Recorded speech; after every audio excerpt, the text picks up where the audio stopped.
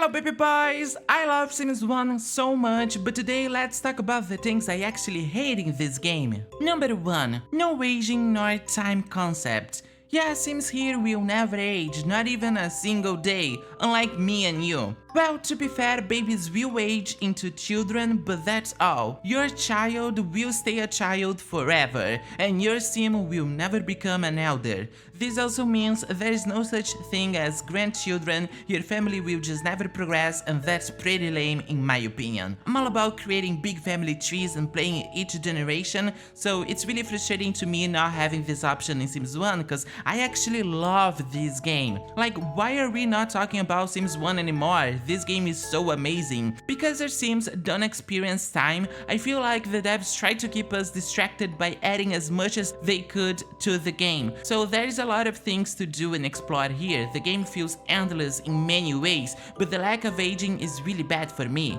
I want my Sims to age, I want my Sims to have kids, grandkids, and eventually die. There is one way of making your kids age actually, and that is through a spell from making magic. Now of course, there is no teen life stage, so the kids will just age into adults. It's not good enough, but that's all we have. And you can always pretend there was no spell and your Sims just naturally age. Someone should make a mod so we could buy spells in the catalog. It would make things easier.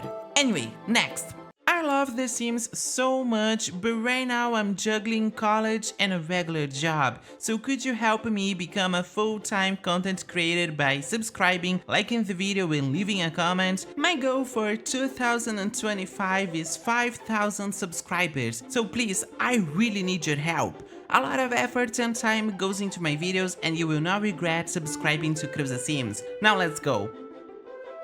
Number 2. Changing career. This is by far the most annoying thing in the whole franchise. Sims 1 is an extra hard game in every sense. It's really hell trying to manage a big family here. This game is really demanding. It's a whole craft playing Sims 1. So of course, to reach the top of any career here is just as hard. You need a lot of friends and a lot of skill points, which are crazy easy to get in the next games, but not in Sims 1. Now imagine getting there after many hours of play and a lot of efforts, you finally did it. Your sim reached the top of their career, congrats! But one day out of nowhere, your sim comes back from their job and announces that they decided to quit and get a new shitty job instead of the high position one you worked so hard for. This happens autonomously and you have no power to stop it. So what I do? I just never make my sims reach the top of their careers. They'll stay at level 9 always, where this does not happen. This way my effort will not be wasted. I do understand why this happens though. The game is trying to challenge us because, like I said before, there is no progression here, so they needed to make the game harder to keep us focused, I guess. But this still sucks. Number 3. Kitchen fires. Fires were always part of The Sims and I do enjoy a fire from time to time, but oh my god, in Sims 1 they were too much. And it makes sense, cause like I said, Sims 1 was hell, so fire seems appropriate. But yeah, letting free will on here is a recipe for disaster and your sims will most likely die. Now if your sims knows how to cook, fires will be a rare event in your game, but even so I feel like fires here is so much more common and far more deadly. It's cool when this happens like once is a surprise, but by the 10th time your sim sets the house on fire, it gets pretty boring. Plus, it doesn't make a lot of sense. If you're so bad at cooking, maybe you should just stop by the second or third fire you cause. Just saying. Hire someone. Number 4. Extra hard needs. Now again, I do understand why the game works this way, but oh my god, Sims 1 is so hard. I consider myself a professional The Sims player. I can handle everything here, but Sims 1 is a strong competitor, let me tell you. Your Sims needs drop so fast you can barely blink when playing this game. You need to stay focused the whole time. There's actually an order you should try to follow when it comes down to their needs. First of all, you should eat, then use the toilet, then take a shower, then go work on their fun and social needs, then go to bed. This actually works, but still this game is hell on earth. Or Sin City, I guess. I do enjoy a challenge, but this is a little too much for me. Sometimes it feels exhausting and not so fun as it is demanding of your attention and effort. Number 5. The bills. So in real life you work your ass off the whole year and guess what? There's no money left to enjoy life because every dime got taxed or went to bills. Capitalism, I guess, right? Well, that's how it works in Sims 1 too.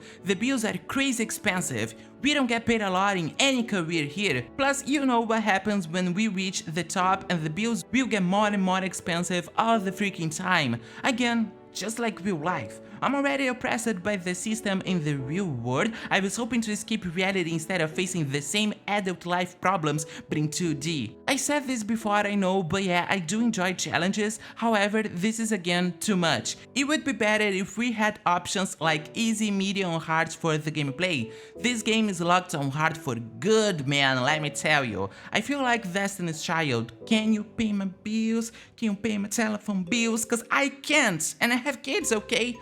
I mean in the game, not in real life. Number 6. Lack of LGBT marriage. Ooh, this one is kinda polemic, but yeah, we didn't have LGBT marriage in Sims 1. Does this make the game sucks? Of course not. We have to understand the game is a product of its own time, and back then LGBT marriage wasn't so discussed. I do hate this about Sims 1, but I totally understand why this was not an option. At least we could be in gay relationships, so it was not all bad. Everybody feels like Chris and Melissa roomies are supposed to be a couple, so that's really cool. And to be honest, marriage here was nothing more than an interaction. It meant nothing when it comes down to gameplay. And by the way, getting married was also so hard. To get the others seem to say I do was a challenge bigger than the fires, the extra hard needs, and the bills. For real. Number 7. Lack of genetics. There's no such thing as genetics in Sims 1. Parents and their offspring are not really related by any means, so for example, a white couple could get a black baby.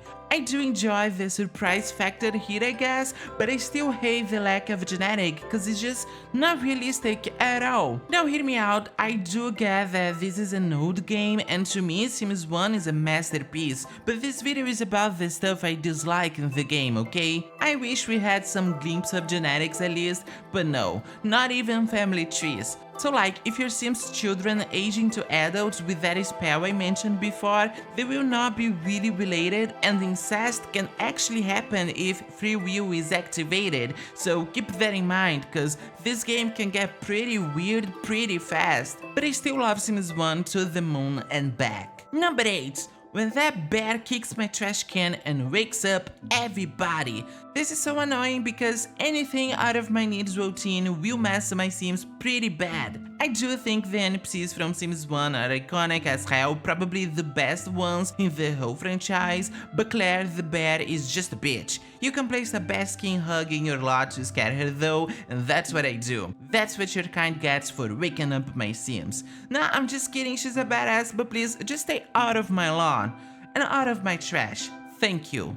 Number 9. When you're trying to visit community lot but everybody in your family has to come with you. Yeah, you can't really go by yourself and this sucks. Why can't I go alone? Oh my god, give me some space. Yeah, jokes aside, this is pretty annoying as well. This doesn't happen for every lot, actually, I think it's just for Old Town, but still. Sometimes I just want to enjoy a good old coffee with my friends and I don't want my 5 kids and husband to come with me, do you know what I mean? Breaking news, you're not subscribed to my channel yet. Oh my god, do you hate me? Please subscribe, I'm begging, I'm trying really hard. I feel like I deserve it, so please help me. Finally, number 10, and if you can, please subscribe to my channel and leave a comment. This helps me a lot. Anyway, number 10 is how your kids get taken away and are never seen again. This is actually brutal. If your Sims child goes bad in school, they'll take them away. There's no way of stopping it and you'll never be able to re-adopt that kid, not even in other family. The kid will be gone forever. And that's actually so weird cause like, they can do bad in school, but they can actually die. Yeah, kids can die in this game. They can starve and everything, so like, it's okay for your kids to die on your watch, but getting an F, that's where we draw the line. I guess what I hate the most about that is how definitive it is. I don't know of any way of getting the kid back and that's just really sad. Again, it's just too much. Oh my god, baby boys, I hate a lot of stuff. I'm just a clump of hate and The Sims, I guess. But now I wanna hear from you. What do you hate in Sims 1? Let me know. That's it for today's video, baby boys, and I'll see you in the next one.